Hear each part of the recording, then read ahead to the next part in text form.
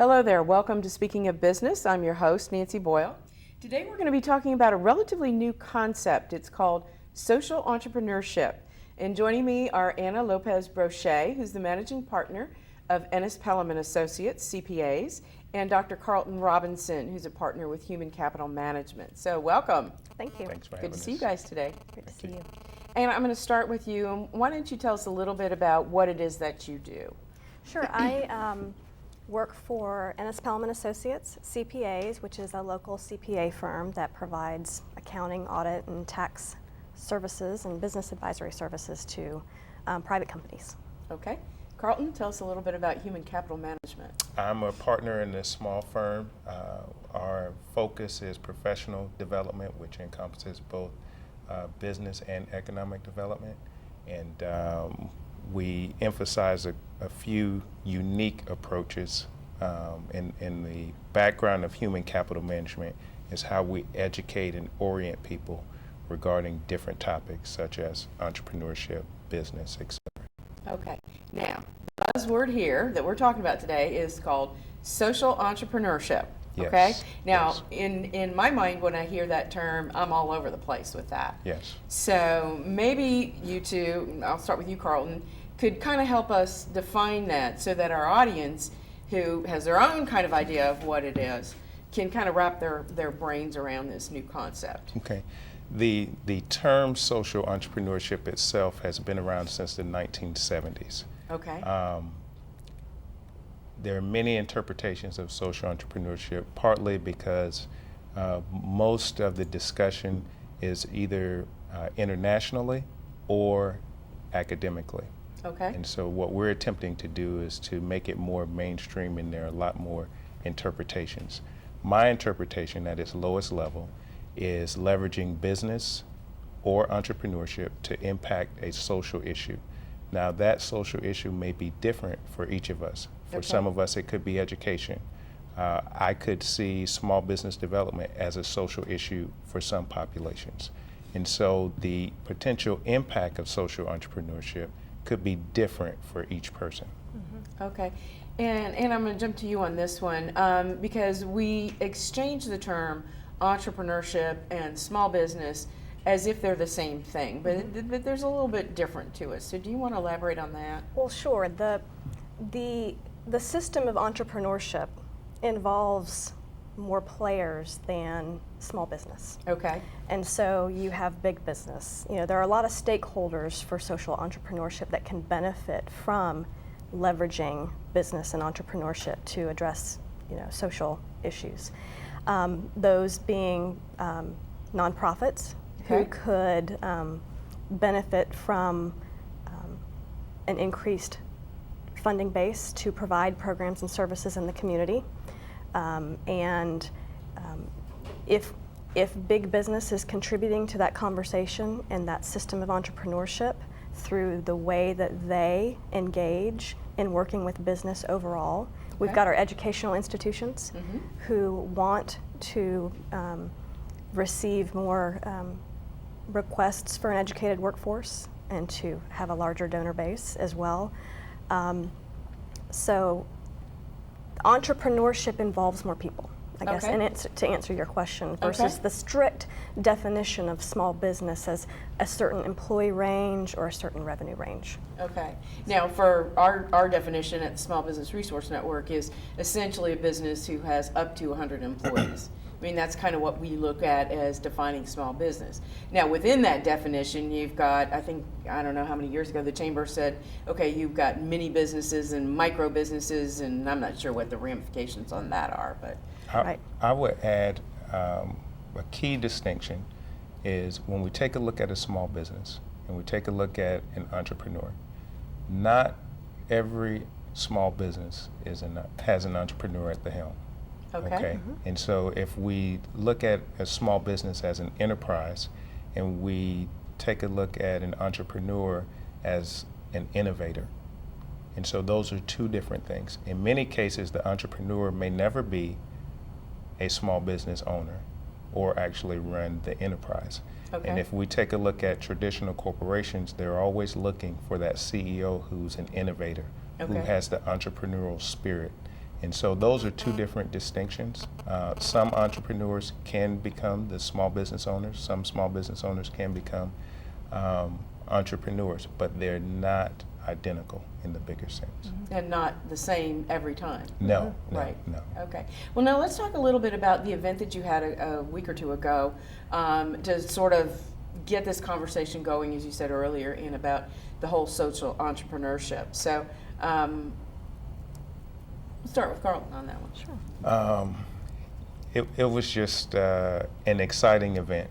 First of all, in order to have an event, of this magnitude, we had about 50 stakeholders, which we asked to come and meet us at UNF at 7:30 in the morning, which is very difficult for some of them and very extremely busy people.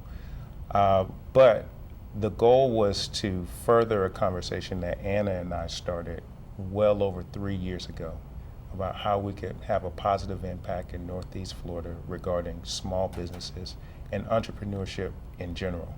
And we started the conversation a few weeks ago with introducing social entrepreneurship and how it may impact Northeast Florida and who's impacted and potentially what's needed. The emphasis for us was not to craft what's needed. We wanted to emphasize some of the things that our region does well. We have excellent resources. We have an abundance of resources, but we need a catalyst for positive change. And we sought input from those stakeholders regarding that positive change. In essence, that's what the event was about. Okay.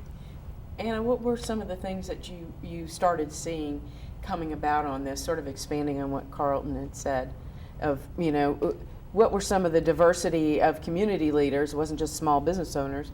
And what were you seeing as how they were engaging in the conversation? Sure, we had representatives from large business. We had representatives from educational institutions, from the nonprofit community, small business owners, just a wide variety, media as well. And just introducing the concept to them as well, and providing a presentation because it is new, and then opening it up to the group to really let them interpret what it meant to them and how they think it could be used, or what they think the challenges in our community are that we could address with social entrepreneurship. So it was an excellent start for the dialogue to collect input on what it means. There's some examples of social entrepreneurship today, as example, the New Orleans community and the post-Katrina efforts to rebuild their infrastructure. They have a great website that shows how they are highlighting social innovators in their community and impacting their community challenges. And after the discussion about how it is that they've done it, we still have to define what it means to us, because we can't really take what they've done and just say and implement it exactly here. It's a different environment. It's a different environment. Yes. So. Well, now, I know earlier before we started the show, you talked about impacting the triple bottom line. Yes. As certainly as an accountant, bottom line is a key indicator for you and for any business owner. But maybe explain that to our audience a little bit about what that triple bottom line really is, because I don't know that businesses really think that way. Okay. Well, in addition to social entrepreneurship being new, we're also hearing sustainable business. You might be seeing that pop up in articles from time to time. Okay. And sustainable business, they're moving into evaluating triple bottom line, which is a way of measuring organizational success in the way that a company is contributing to people, to the planet, and to profits. And so all of that together, those are all similar terms operating in the same space, and that if you contribute to people, whether it's people in the community, people in the company, the employees, the planet, everybody wants to make the right decisions for the planet, and then profit.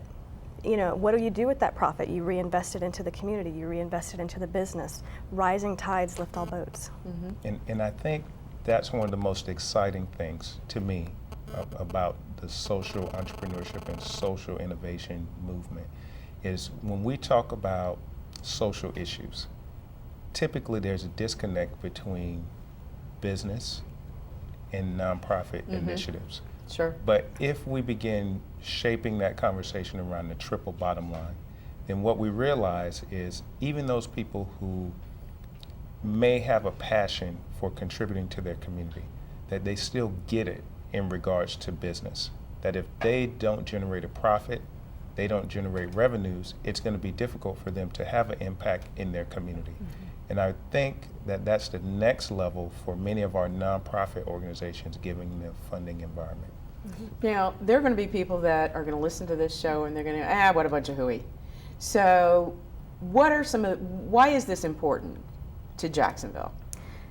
Because I think if we can articulate that a little bit, then those who are thinking, not so much, will get a better understanding of why it's important and maybe even how they can get involved, even if it's just sticking their toe in the water. Right.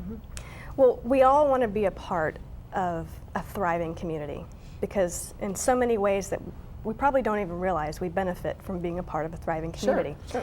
And there was an article recently in the Times-Union in which the mayor-elect Alvin Brown cited or offered his candid assessment of the city's ability to continue funding charitable organizations. This is just a simple example too, Sure. where in 2005, the city funded charitable organizations at a level of $11 million. And in the past 3 years, that's been $2 million. And So we've gone from 11 down to 2 million. for the past 3 years, it's been 2. And so when the economy has grown threefold over that same period of time, we still have to have these services. The needs are increasing. We've got to come up with a different way to be able to build and strengthen our community. Which, interesting that you said that because here you have a decrease in funding for social services, and yet you have a huge increasing need for those services. Yes. And somewhere in the middle there of services not being funded and people needing services, people are being left out in the cold. Yes. And it may not be any one of us today, but it could be any one of us tomorrow. I Yes. mean, you don't know. So yes, it's very important, very important. And the impact of that is what I think is missing if we don't push social innovation and social entrepreneurship as a complementary mechanism to our existing resources. So if we take a look at census data and tax data, there are at least 135,000 small businesses in Northeast Florida. This is institutions or organizations with 5 or less people. Collectively, our resources, the SBDC, everyone in the SBRN network, maybe, we're touching about 15 to 20% of those people. And that might be, a high estimate. Yes. Generous. Yes. Very Okay. Very generous. Very generous. So if we look at it in those terms, okay, I mean, we have a significant number of viable businesses that we are not currently supporting, or a group of people who are seeking support from some that may not be qualified or informed enough to help them sustain that business.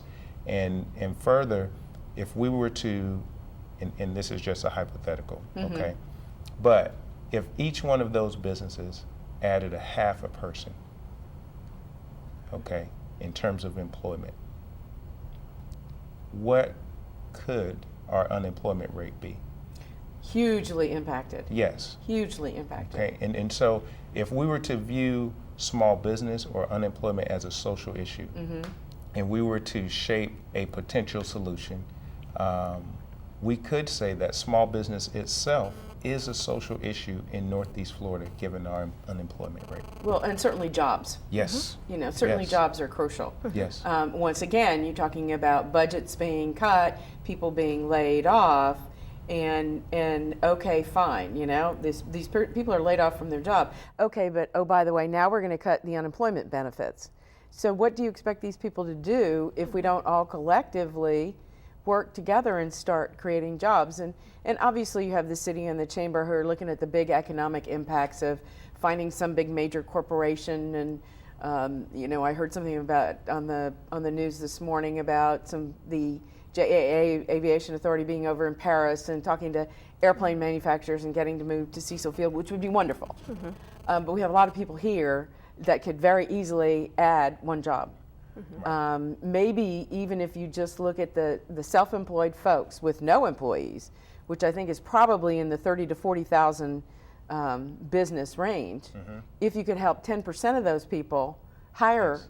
one person, right. Yes. Now you've created 3,000 to 4,000 jobs. Yes.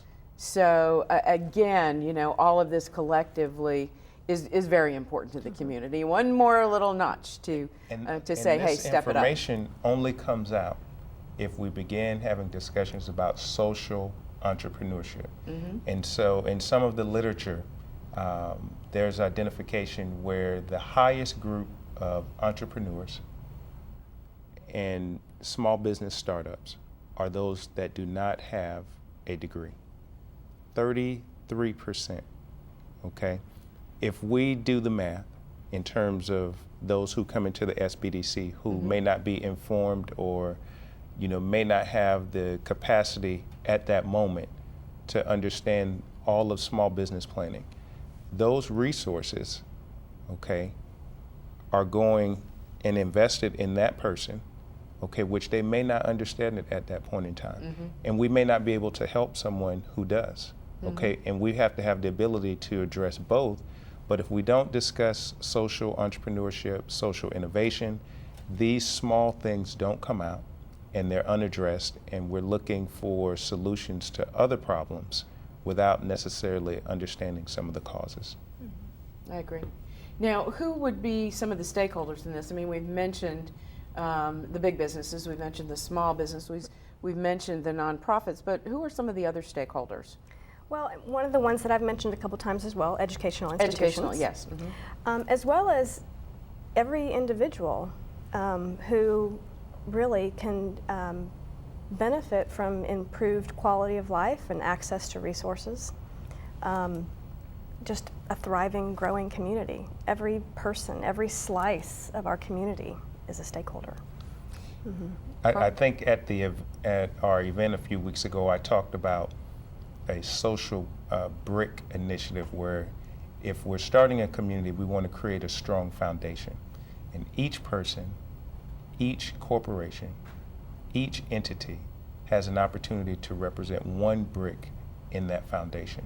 And sometimes the outside of that foundation looks very good, but we're missing some things in the middle.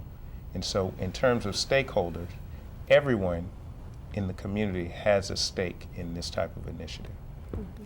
Now, if somebody's in the audience and they're listening to our show and they think, ooh, this is good, I'd like to become involved.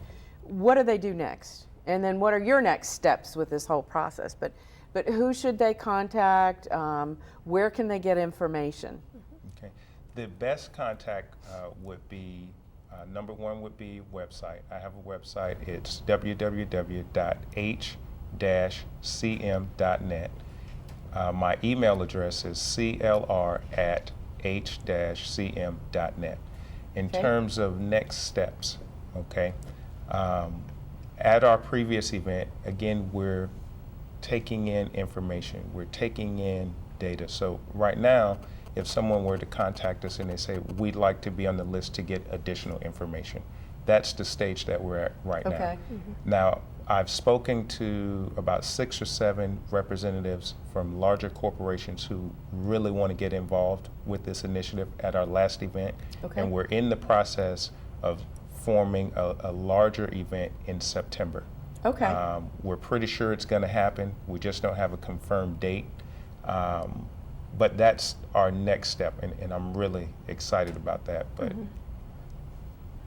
I have to kind of hold it in until we get that date. Yeah, and another step too, some of that input, we will be creating a report. Yes. based on some of these conversations I was and going to what we say, collected. if you've had 50 people at this event, Yes. you have 50 different ideas. Yes. Yes. And obviously some of them are going to be very similar or exactly the same, but then you're going to have some differences. So to be able to consolidate all That's that right. and summarize all that, Yes. that's the volume of work. And that It will is. begin to help with some of the direction. Okay. In addition to the other conversations that will take place between now and our September event, and the September is going to contribute to it as well. But it will help us understand exactly what this community wants it to be. Okay. Well, and as you mentioned earlier, Carlton, there are resources available to help people in their business. And so why don't you take a minute and let's talk about jacksmallbizhelp.org. Yes. Okay. Yes. Because I know you've been very involved with Yes, the roadmap yes. that's on that. Yes. So We at our meetings that you and I have, it's been what, 3-4 years that it's probably been longer than that. It all But kind of blurs. I would say one of the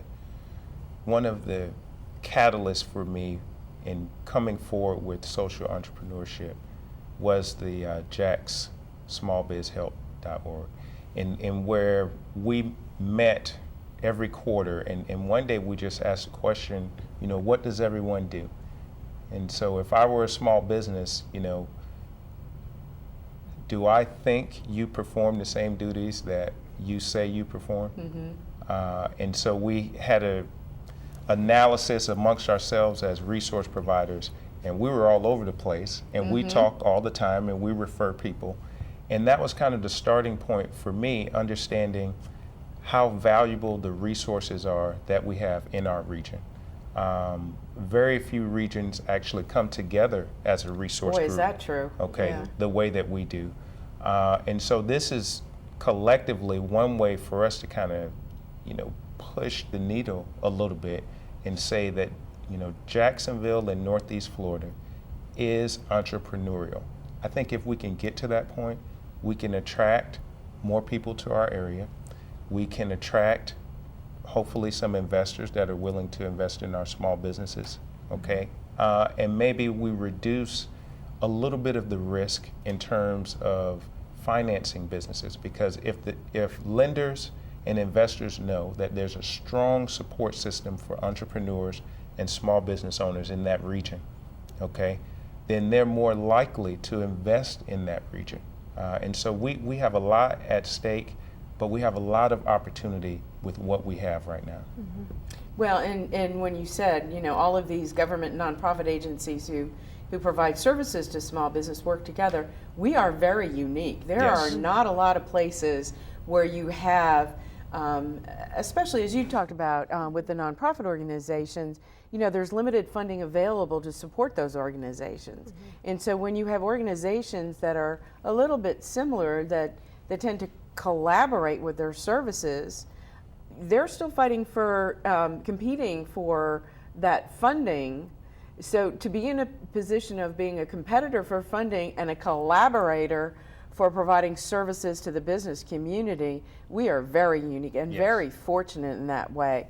As I go around to some of the other cities in Florida even, and I'm sure, I know Carlton, you go a little bit beyond just the state of Florida, but I'm amazed when I talk to other SBDCs and they have multiple chambers competing, and this one doesn't talk to that one, and it's crazy. Whereas here, you go to jacksmallbiz.help, you put in what you need or what you think you need, and boom, it goes, well, check out these, check out that one, check out that one, and if it's something, if the scenario is a little different, then you get referred to some different scenarios. So as a basis or a starting point at the very least, I think we are so fortunate.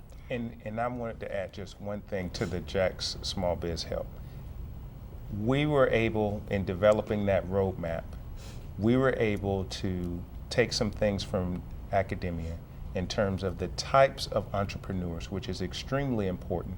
Those people who are opportunity entrepreneurs who may have a new service or product that they're bringing to market versus someone who's a necessity entrepreneur who is in business because that's the most viable income stream for them. Assisting those two people requires two different mindsets. Absolutely. And two different types of resources. And we were able to capture that with this roadmap and help steer people in terms of what they need for small business development.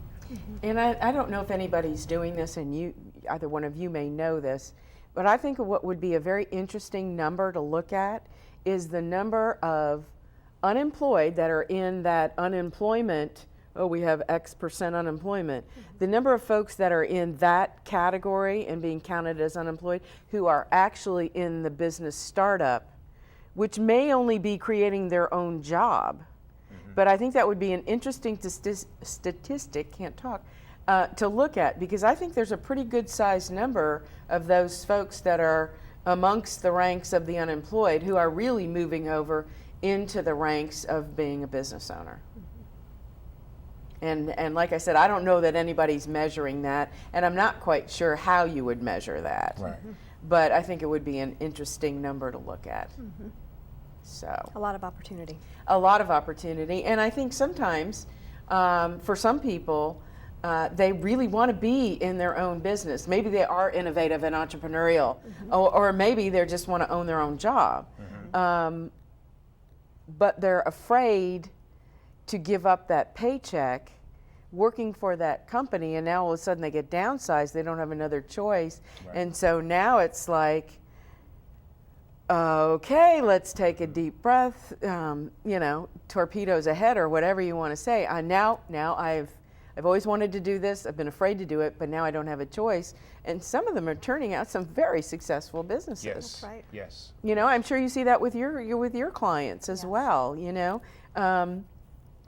And in your area, especially, Anna, with the accounting and the whole financing area, I think most business owners, at least that we see at the Small Business Development Center, that's where they're least comfortable, is, you know, looking at ratios and all of those numbers. And so being able to put all of this together to help them not only create their own bottom line, but to look at that triple bottom line concept that we were talking about earlier.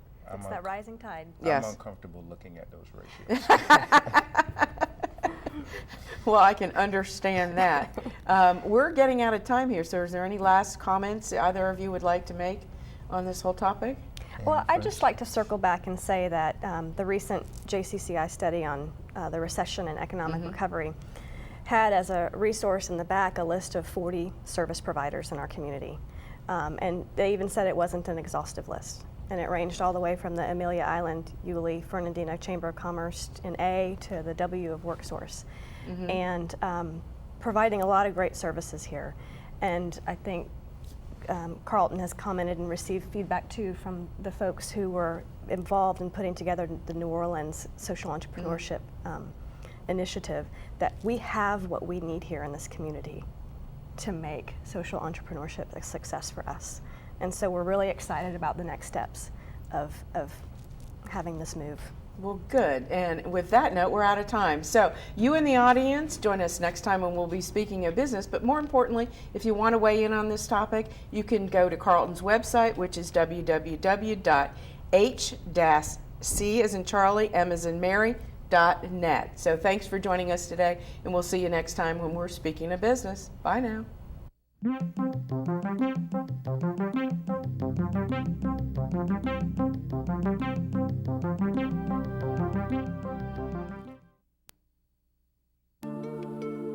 You're watching Public Access on Xfinity 99, exclusive programming for Jacksonville Xfinity subscribers.